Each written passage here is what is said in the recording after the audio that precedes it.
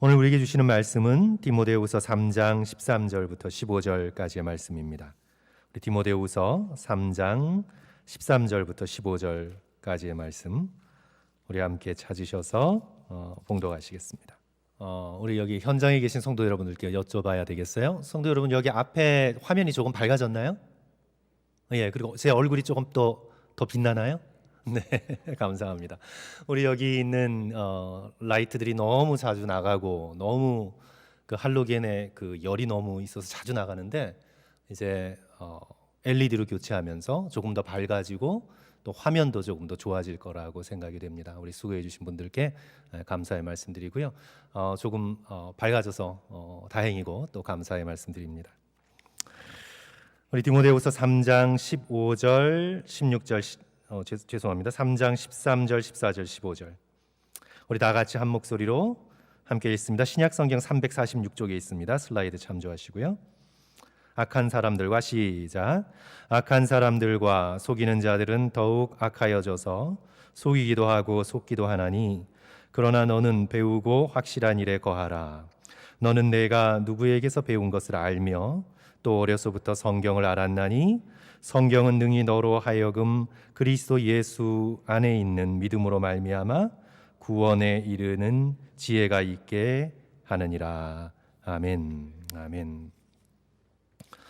오늘 위의 것을 바라본 사람들 한국편 시간으로 제가 맡은 인물은 김교신입니다. 우리 김교신은 1980년대까지 우리 한국 근대사의 대중들에게 잘 알려지지 않은 그런 인물입니다.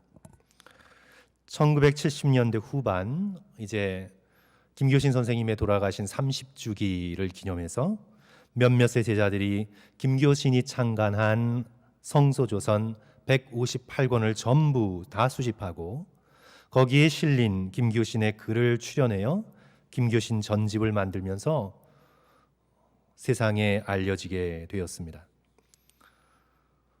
이제 거의 60년이 지난 2010년, 그러니까 사실 얼마 되지 않았어요. 10년 정도밖에 되지 않았는데 2010년에야 비로소 독립유공자 건국 포장의 추서가 됩니다.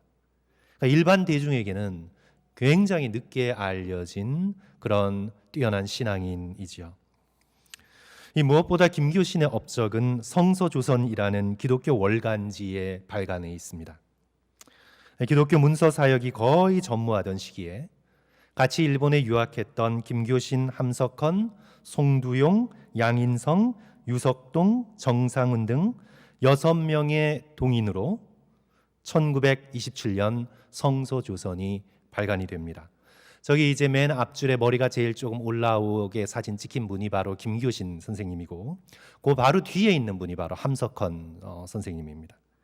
그다음에 김교신 선생님 바로 옆에 이 끝에 있는 분이 함께 감옥에도 들어가고 여러 활동을 함께 했던 우리 송두용 선생님이시고 나머지 분들은 제가 잘 알지 못하는데요. 그렇게 6분의 모든 그 동경 유학생들이 함께 1927년에 성서조선을 발간하게 됩니다. 올바른 성경 해석에 목말라 하던 많은 독자들에게 단비 같은 역할을 했습니다. 특별히 소록도의 나환자들에게 생명수와 같은 하나님의 살아계신 말씀을 전달해 주었습니다. 1931년 한 독자가 김교신에게 짧은 감상문을 보냅니다. 뜻밖의 잡지를 보내주셔서 감사하게 읽었습니다. 이것은 하나님께서 하신 일이라고 생각하여 힘껏 기도하고 감사하였습니다. 저는 이 권능 있는 진리를 밝힌 이 책을 읽고 또 읽었습니다. 이 병상에서 예수 그리스도를 알고 하나님 아버지를 찾아내었습니다. 근심과 걱정, 불평과 번민 모든 것을 하나님 손에 맡기게 되었습니다. 이 성서조선의 글을 읽고는 병상에서 하나님의 말씀의 위로를 받고 살아계신 하나님을 만나게 된 거죠. 이 김교신은 한 개개인에게 뿐만 아니라 민족 전체에게 성경을 주고 싶어 했습니다. 그의 평생에 품었던 결심입니다. 성서를 조선에, 조선을 성서 위에. 이것이 김교신 선생님의 목숨을 건 평생의 과제였습니다. 성서를 조선해주고 조선을 성서 위에 세우는 것, 그것이 그의 꿈이었습니다. 1935년 4월에 발간된 성서조선 75호에 이렇게 적고 있습니다. 저는 특별히 이 문장이 너무 좋아요. 저는 이 성서조선에 실린 문장 가운데 저는 이 문장이 너무 좋아요. 성도 여러분께 좀 읽어드립니다. 사랑하는 사람에게 주고 싶은 것은 한두 가지에 그치지 않는다. 하늘의 별이라도 따주고 싶으나 사람의 힘에는 스스로 한계가 있다.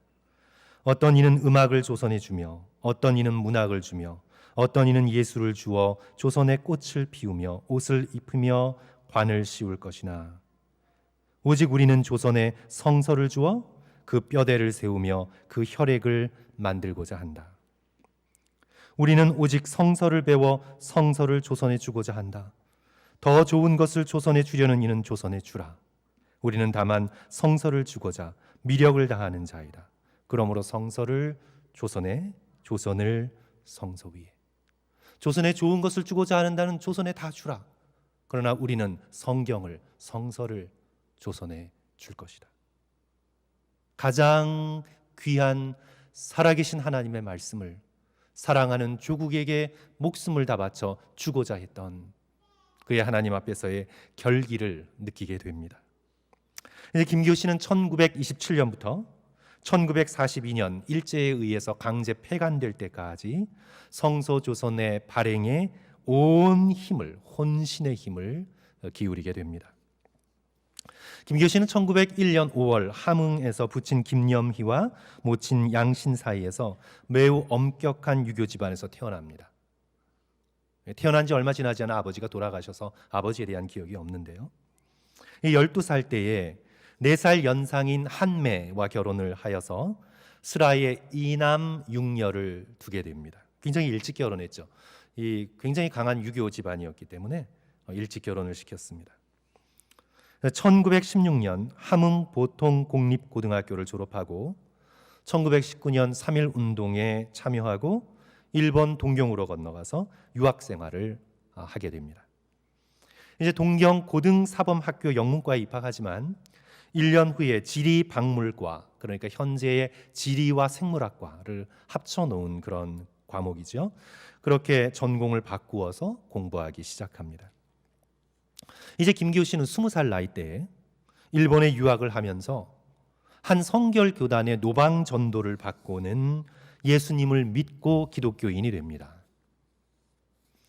그 후에 야라이정 홀리네스 교회에서, 아마도 성결교 계통의 일본 교회인데요, 그 교회에서 시미즈 목사에게 세례를 받고 신앙생활 하던 중에 존경하던 이 시미즈 목사가 교회 내의 반대파의 음모와 술책으로 쫓겨나게 됩니다.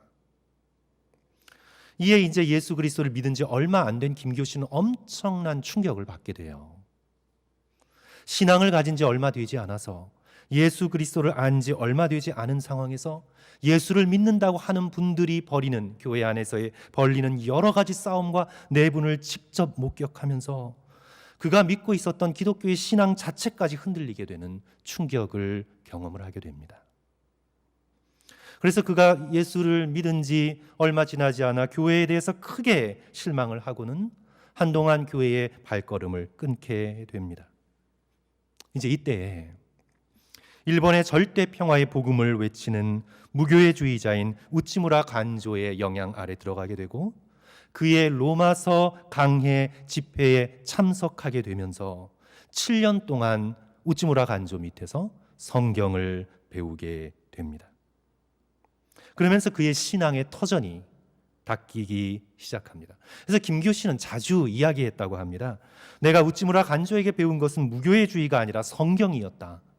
나는 어떤 주의를 배운 것이 아니라 그에게서 참 성경의 뜻, 참 복음이 무엇인가를, 인간의 죄에 물들지 않은, 인간의 교권주의에 물들지 않은 참된 복음이 무엇인가를 나는 배운 것이다. 나는 그에게 무교회주의를 배운 것이 아니다. 그는 그렇게 자주 말하곤 했다고 합니다.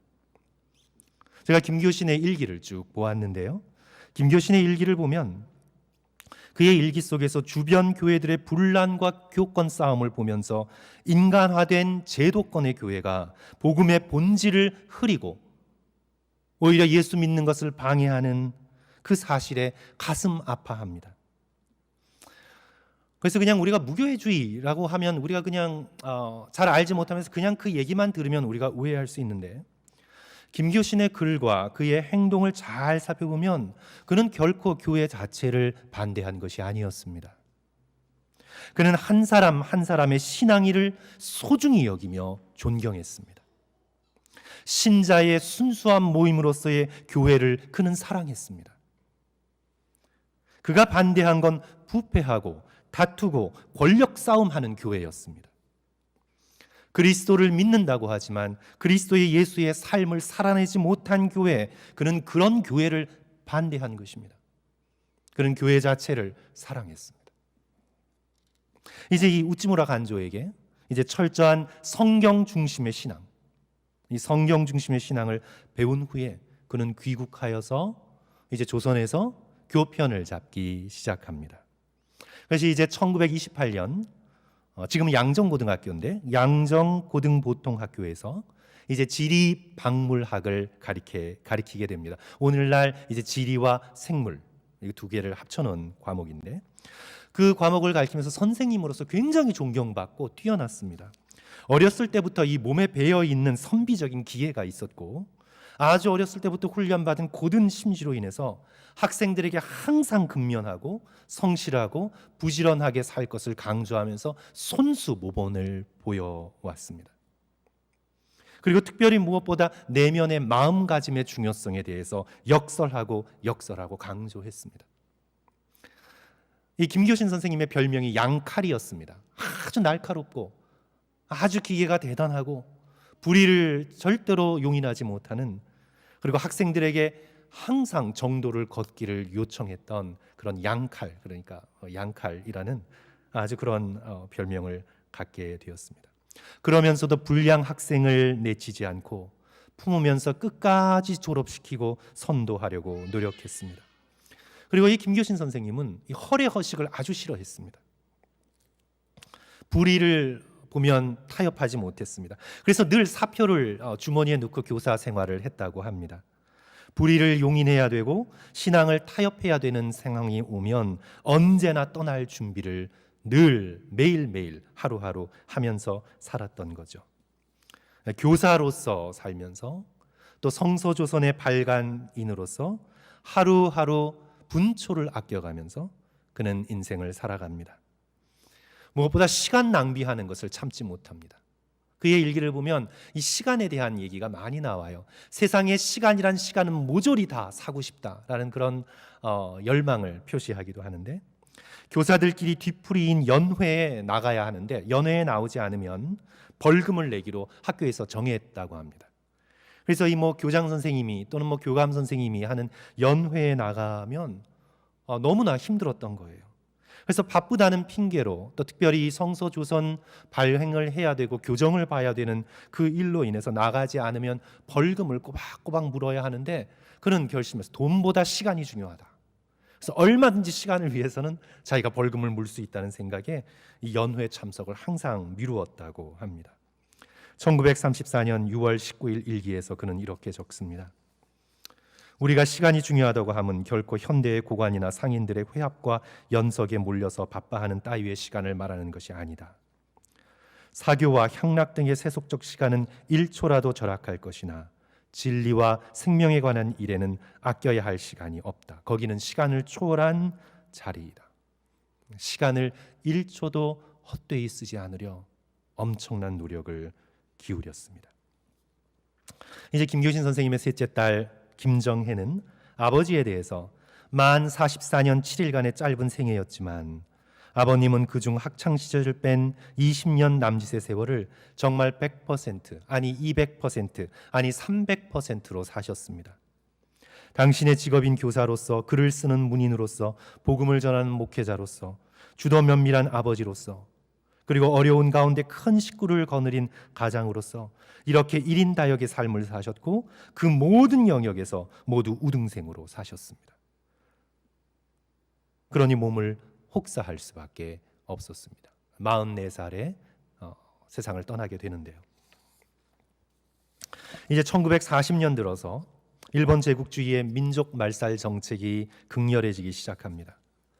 학교에서 한국어를 쓰는 것이 금지되고 출석 부를 때 하이라고 하지 않고 네라고 대답했다고 일본 무관이 학생들의 뺨을 때리는 그런 시기에 접어들었습니다. 창씨 계명이 강요되고 사담에서도 조선말을 쓸 수 없고 항상 수업을 시작하면서 황국신민선서를 해야 하고, 그래서 그는 자신의 신앙 양심상 이런 상황 속에 더는 가르칠 수 없다고 결심하고 12년 동안 일했던 양정학교를 사임하게 됩니다. 이제 그 후에 경기중학교, 개성에 있는 송도중학교에 잠깐 가르치다가 이제 성서조선 사건으로 구속되기에 이르게 됩니다. 그때까지 사실 이 성서조선을 발행할 때 일제의 간섭이 심했습니다. 특별히 이 함석헌의 성서적 입장에서 본 조선 역사를 연재하면서 일본 경찰의 표적이 되기 시작하는데요.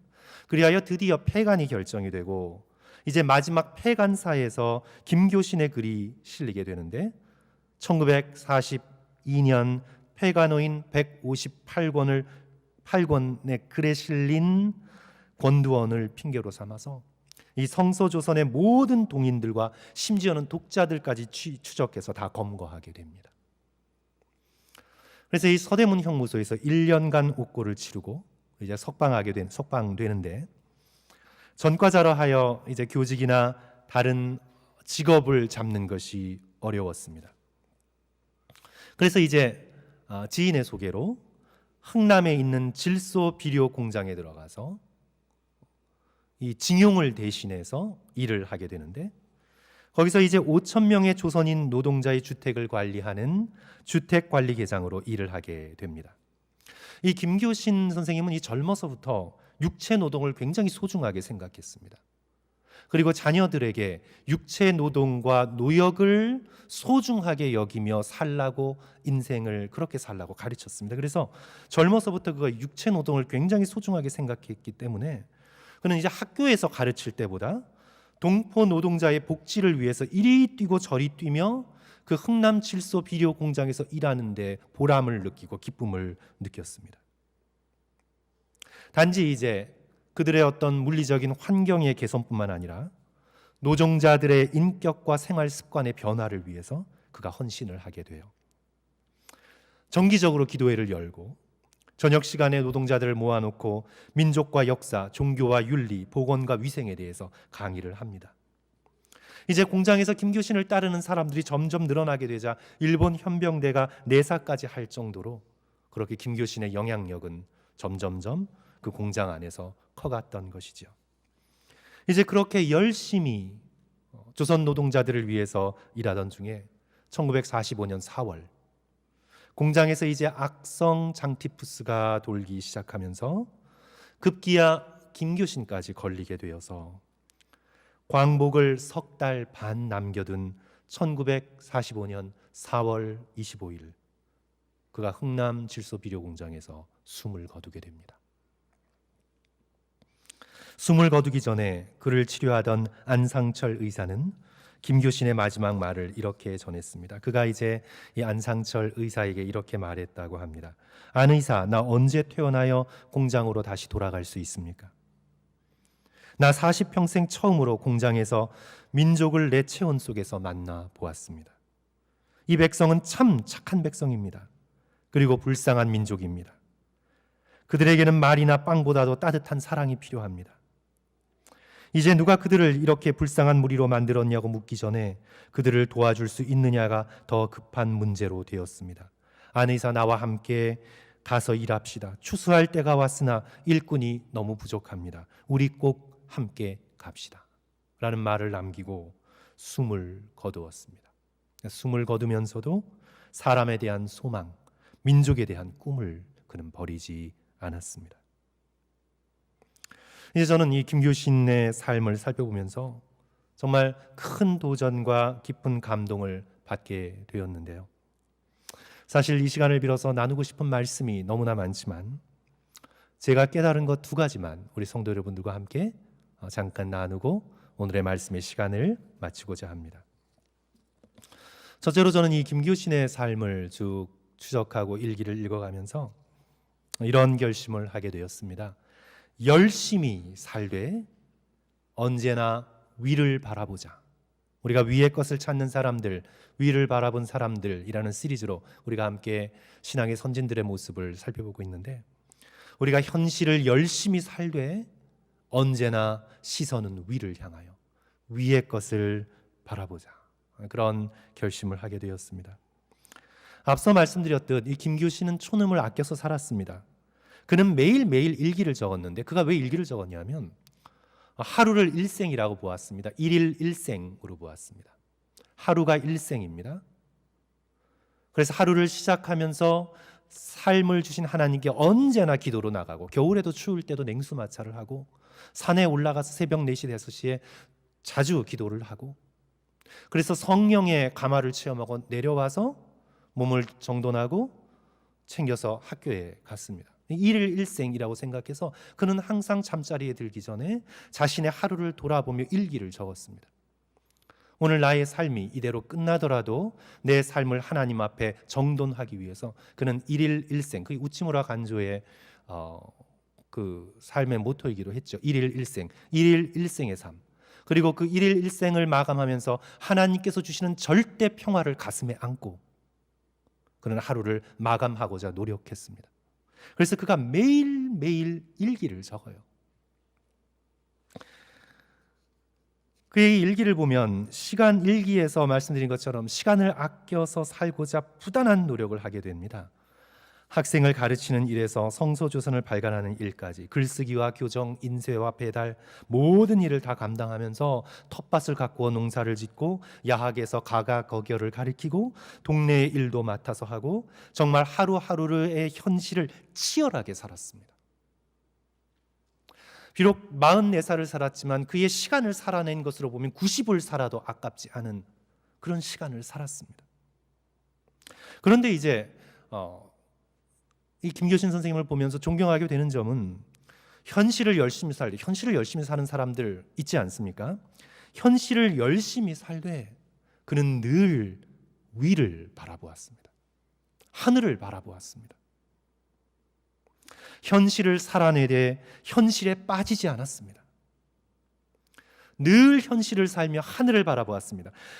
문자적으로 그는 정말 하늘을 자주 쳐다보았습니다. 김교신의 일기를 보면 새벽이나 밤 하늘을 바라본 이야기가 굉장히 많이 나옵니다. 1930년 12월 25일 토로산에 오르니 동쪽 하늘 효창공원 솔숲 위에 금성이 이제 막 솟아올랐다. 작은 개자리, 쌍둥이 자리, 서쪽 하늘의 사자 자리는, 남쪽 하늘의 큰 곰 자리는, 북쪽 하늘의 처녀 자리, 목동 자리, 각각 보좌의 영광을 돕고 있었다. 하늘을 정말 자주 쳐다보았습니다. 1934년 9월 12일 오전 9시경에 동쪽 장충단 소나무 숲 위에 횃불같이 솟아오르는 금성의 장관, 동남쪽 하늘의 모습은 형언할 길 없이 아름답다.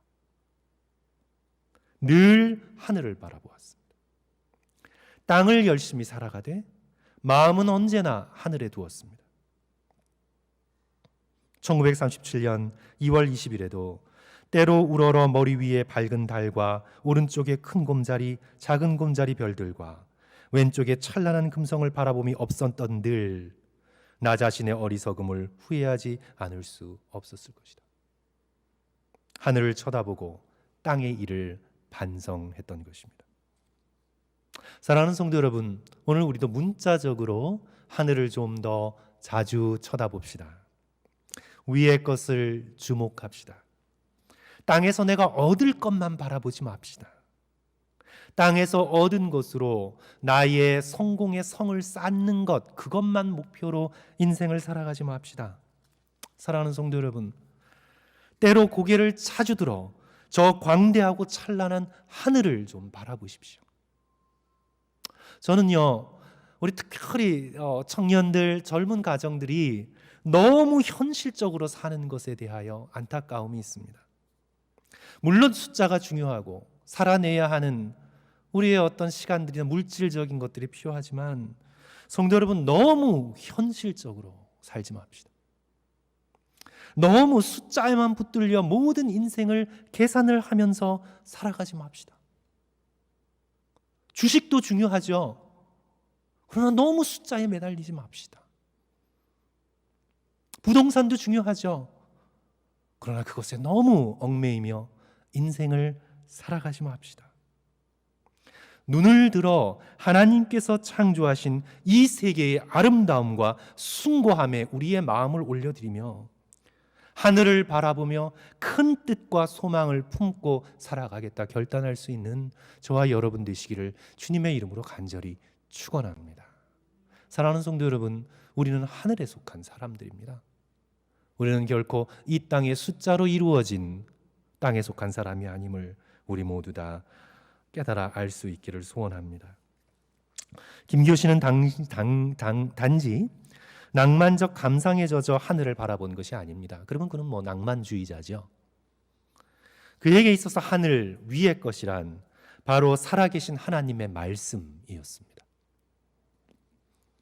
그가 위를 쳐다본다는 것은 하나님을 사랑하는 마음을 품고 성경 말씀을 붙들며 하나님이 창조하신 자연 앞에서 부끄럽지 않게 살아가겠다는 믿음의 결단이었습니다. 김교신의 신앙은 우찌무라 간조에게서 받은 철저한 성경 중심의 신앙이었습니다. 그가 항상 강조하는 것은 인간주의여 퇴각하라. 그가 항상 얘기하는 것은 인간주의여 퇴각하라. 인간의 명예와 인간의 평안만을 중심에 놓은 제도권에 부패한 교회여 퇴각하라. 그리고 그 자리에 오직 성경이 중심이 되게 하라. 이것이 김교신 선생님의 피 끓는 선언이고 외침이었던 겁니다. 성경을 그저 교리적 지식으로만 붙드는 그런 바리새적 율법주의가 아니라 살아 역사하는 말씀, 그 말씀으로 오신 예수 그리스도께서 오늘 내게 주시는 뜨거운 감동으로 하루를 살아가는 그런 뜨거운 신앙을 말하고 있는 것입니다. 그는 총독부에서 성서조선의 발행 허가를 기다리는 동안에 성경을 암송합니다. 1937년 10월 22일 일기입니다. 청취서를 적는 동안 틈틈이 쉬는 시간을 이용하여 에베소서 6장 14절에서 16절까지의 세 절을 히라버로 암송할 수 있었음은 한 가지 소득이었다. 낭비하는 시간 없이 틈틈이 성경 말씀을 원어로 암송하고자 그는 노력을 했습니다. 중병이 걸린 환우를 방문하여 성경 말씀을 함께 나눈 후에 그는 일기에 이렇게 적습니다. 병실에서 나와 자전거 위에서 생각하니 우리가 20년이나 힘써 해온 성서의 진리는 과연 힘이요 실체라는 느낌이 든다. 성경이 단지 지식이 아니라 힘이요 실체라는 느낌이 든다. 절망한 사람에게 단 한 시간이라도 인생의 의미를 밝혀주고 안정을 회복시켜 줄 수 있다면 나의 일생도 헛걸음이 아니라는 감사와 감격이 눈앞을 흐리게 하였다. 말씀의 진리가 단지 교리적인 정보가 아니라 사람의 마음을 움직여 살아있는 진리임을 그는 친히 체험을 합니다. 1939년 1월 10일 새벽 6시부터 2시간 기도회, 아침 10시부터 히브리어 제2강으로 제1장 4절에서 4장 16절까지를 배우다 날카로운 말씀의 예리한 칼에 우리의 영이 천조각 만조각이 되다. 성도 여러분 이런 경험을 하신 적이 있습니까? 성경의 말씀을 읽으면서 그 말씀이 나의 영혼을 천조각 만조각을 내는 날카로운 칼로 우리의 마음을 헤집어 놓는 것, 성경의 말씀을 그런 말씀으로 경험하고 있는 김교신 선생님의 그 영혼을 바라보게 되지요. 우리 모두 더욱 위의 것을 바라보며 말씀의 능력을 붙드는 저와 여러분이 되었으면 좋겠습니다. 성도 여러분, 김교신 선생님은 평신도입니다. 목회자면 목회자니까 목사니까 안수 받았으니까 그러겠지, 직업이니까 그러겠지. 아니에요. 김교신 선생님은 평신도예요. 그의 직업은 교사였고 나중에 흥남 질소 공장의 노동자였습니다. 그는 일생을 목사가 아닌 교사로 공장 노동자로 산 걸 성도 여러분 기억하십시오. 일상의 눈코 뜰 새 없이 바쁜 현실 속에서 그는 하나님의 말씀의 능력을 체험하며 살게 해달라고 날마다 간구하는 인생을 살아갔습니다. 저와 여러분도 그럴 수 있는 하나님의 놀라운 은혜가 임하시기를 간절히 축원합니다. 우리 둘째로요, 저는 김규신 선생님의 이 삶 속에서 깨끗한 눈물을 보며 도전을 받았습니다. 깨끗한 눈물을 보며 도전을 받았습니다. 그는 하나님 앞에 엎드려 울 수 있는 사람이었습니다. 사랑하는 성도 여러분, 얼마나 하나님 앞에 엎드려 울어보셨습니까? 사람 앞에서 우는 것 말고 하나님 앞에, 나와 하나님이 그 둘만이 있는 그 장소에서 성도 여러분 얼마나 엎드려 우셨습니까? 팔복의 말씀처럼 애통하는 자가 복이 있음을 그는 평생 체험했습니다. 말씀이 너무 감격스러워서 울었고, 하나님의 은혜가 너무나 커서 울었고, 이 조선 민족, 이 한민족이 불쌍해서 그는 하나님 앞에서 통곡하며 울었습니다. 불량 학생이 회개하지 않는 영혼이 너무나 불쌍해서 하나님 앞에 울었습니다. 학생의 일기를 읽고는 이 어린 나이에 인생을 이토록 철저하게 살고자 하는 결단을 바라보며 감격하여 울었습니다. 북한산 봉우리가 저토록 장엄한 것을 바라보고 울었습니다. 그는 하나님 앞에서 울었습니다. 1934년 4월 15일, 과연 연약한 가운데 강한 자의 행복을 누리는 일은 각별한 맛이다. 나에게 강한 힘이 있어서 그런 것이 아니다. 강한 이에게 붙잡혀서 강한 힘이 나오는 데에 신앙의 비결이 있다. 눈물 없이 하루를 생활할 것을 생각만 해도 사막 같다. 그렇게 적었습니다. 이제 어떤 사람과 우연히 이제 자전거를 도둑을 맞아요. 그래서 조금 의기소침했어요. 그 자전거가 없으면 성서 조선을 배달하기도 어렵고, 자전거가 오늘날 자가용 같은데 세워놓는데 자전거를 그냥 훔쳐갔어요. 그래서 이제 자전거가 없어져서 이제 터덜터덜 걸으면서 좀 실망한 상태로 걷고 있을 때 우연히 어떤 사람을 만나서 성서 조선의 좋은 이야기를 듣고 이제 이 도네이션을 받아요. 그러니까 이 자전거가 도둑 맞지 않았으면 이 사람을 못 만나는 건데 그렇게 만나게 됐어요. 이 사람과 이를 모를 이 사람과 감격적인 조우를 하고 난 다음에 1936년 12월 3일 일기에 그날이었나 봐요. 그 사람과 만난 게 동성고등학교 가까운 교정이었나 봐요. 일기에 이렇게 적어요. 동성학교 교정에 들어가서 눈물을 수습하고 주 예수께 이 사실을 아뢰어 기도하고 돌아오는 길에 오르니 천국이 마음속에 있음을 다시 한번 깨달았다. 이 예수 그리스도께서 주시는 감격으로 인생을 살아가는 거죠. 1937년 3월 13일 일기에도 이렇게 고백합니다. 아침에 성서 강의지에 보낼 원고를 쓰다가 저 아사노 유사부로 선생이 조선인 한 사람을 상대로 전도하여 하숙방을 따라다니면서 성서 강의하던 일을 회고하고 글 쓰던 붓을 놓고 한참을 크게 울다. 신앙서적을 읽고는 한참을 크게 웁니다. 잡지의 독자가 늘지 않는 것을 염려하며 집회에 출석자가 많지 못한 것에 불만을 가지며 조그마한 일을 해놓고는 그 결과를 계산하려는 근성이 사라지기까지는 참으로 하나님을 믿는 자가 아니다. 나는 아직 동포 한 사람을 위하여 1년, 2년간의 성서 강좌를 마련해 본 경험을 못 가졌다. 이렇게 생각하며 통곡하지 않을 수 없었다. 김교신의 눈물은 자신의 삶을 돌아보며 부족함을 깨달은 회개의 눈물이요, 말씀을 읽으며 쏟아내는 감격의 눈물이요, 예수님과 동행함으로 흘릴 수밖에 없는 기쁨의 눈물이었습니다. 김교신의 눈물샘은 마르지 않았습니다. 그러나 성도 여러분, 우리의 눈물은 너무나 쉽게 마르고 우리의 마음은 너무도 무덤덤합니다. 말씀 앞에서도 양심은 두꺼운 마분지 같고 기도하러 두 손을 모아도 마음은 황량한 사막 같습니다. 김교신 선생님이 살았던 그 삶의 환경보다 우리는 훨씬 더 편하게 사는데도 우리의 마음은 화석과 같이 되었습니다. 우리 모두 하나님께서 우리 마음에 다시 한번 깨끗한 눈물을 허락해 달라고 기도할 수 있어야 되겠습니다. 김교신 선생님은 이렇게 기도했습니다. 주여, 나에게 금전이 마르는 날은 있어도, 금전은 돈이죠. 나에게 금전이 마르는 날은 있어도 이 눈물 마르는 날은 두시지 마옵소서. 이게 김교신 선생님의 기도였습니다. 우리는 반대인 경우가 많죠. 주는 눈물은 말라도 돈은 절대 마르면 안 됩니다.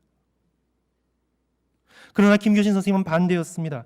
그가 시편 37편을 읽으면서 구구절절 감동이 되어서 눈물을 쏟으며 주님 앞에 결단하며 드린 기도입니다. 주여, 나에게 금전이 마르는 날은 있어도 이 눈물 마르는 날은 두시지 마옵소서. 말씀드린 것처럼 우리 김교신은 우리와 비교하면 훨씬 더 고단하고 힘든 인생을 살았습니다. 그럼에도 늘 예수 그리스도와 함께 하루하루 동행하며 주께서 주시는 지혜와 감격으로 진리의 말씀을 의지하고 이 험한 세상 일제의 가혹한 탄압에 있던 어두운 터널을 관통하며 인생을 살아냈습니다. 무엇보다 사람들에게, 고난당하는 민족에게 성경의 진리를 주고자 했습니다. 사랑하는 성도 여러분, 김교신의 마음을 붙들어준 바로 이 성경 말씀이 우리가 읽고 있는 동일한 성경 말씀입니다. 우리와 다른 성경을 읽은 것이 아니에요. 동일한 성경의 말씀을 그는 읽으면서 그 어두웠던 역사를 살아냅니다. 그에게 성경은 오늘 디모데후서 3장 본문 말씀처럼 자신의 인생의 확실한 기준이 되었고, 예수 그리스도를 믿는 믿음을 깊게 하여 주었고, 구원에 이르는 귀한 놀라운 능력을 가져다주는 살아있는 실체였습니다. 성경은 그냥 잠 안 올 때 베고 자면 잠이 오고, 차 뒤에 놓고 다니면 사고가 안 나고 그런 것이 아니라 이 성경의 말씀은 김교신에게 살아있는 실체였습니다. 특별히 어둡고 죄된 세상에 하늘의 능력과 평안과 위로를 그의 심령에 쏟아 부어주었습니다. 사랑하는 성도 여러분, 우리 다시 한번 허리띠를 고쳐 매고 신들매를 다시 매면서 우리의 자랑스러운 신앙의 선배인 김교신 선생님과 같이 일일 일생 하루하루를 낭비 없이 부지런히 살며, 그러면서도 늘 하늘을 바라보며 말씀을 붙들며 그리스도께서 주신 감격으로 하루하루 충만한 인생을 살아가시는 저와 성도들 되시기를 주님의 이름으로 간절히 축원합니다. 우리 함께 기도하겠습니다.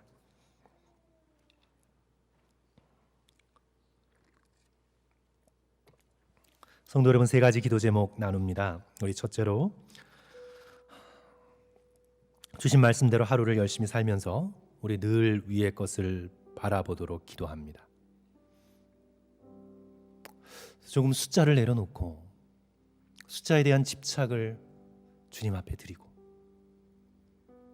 우리 위의 것을 바라보고 광대하신 하나님을 찬양하며 우리 그렇게 인생을 살아갈 수 있는 저와 여러분 되었으면 좋겠습니다. 성도 여러분, 우리가 예수 그리스도 앞에 섰을 때 숫자 계산하겠습니까? 우리가 주님 앞에 드릴 것이 숫자밖에 없습니까? 오늘 우리는 주님 앞에 하늘의 놀라운 천국의 은혜와 말씀의 능력과 주께서 우리에게 허락하신 뛰어난 그 은혜의 능력을 우리의 마음속에 담고 주님 앞에 나가야 되겠습니다. 우리 두 번째 기도 제목 드립니다. 살아계신 하나님의 말씀을 정말 의지하도록 성도 여러분 함께 기도했으면 좋겠습니다. 그리고 세 번째, 마음의 감격과 우리의 눈의 눈물을 회복하게 해달라고, 하나님 앞에서 울 수 있는 부드러운 마음을 주여 우리에게 허락해 달라고 우리 주님 앞에 이 시간 함께 기도했으면 좋겠습니다. 우리 시간 다 같이 한 2-3분 동안 세 가지 기도 제목 위해서 우리 함께 기도하겠습니다. 다 같이 기도합니다. 사랑해 주님, 내일은 나의 것이 아닙니다. 오늘 하루만이 나의 것이고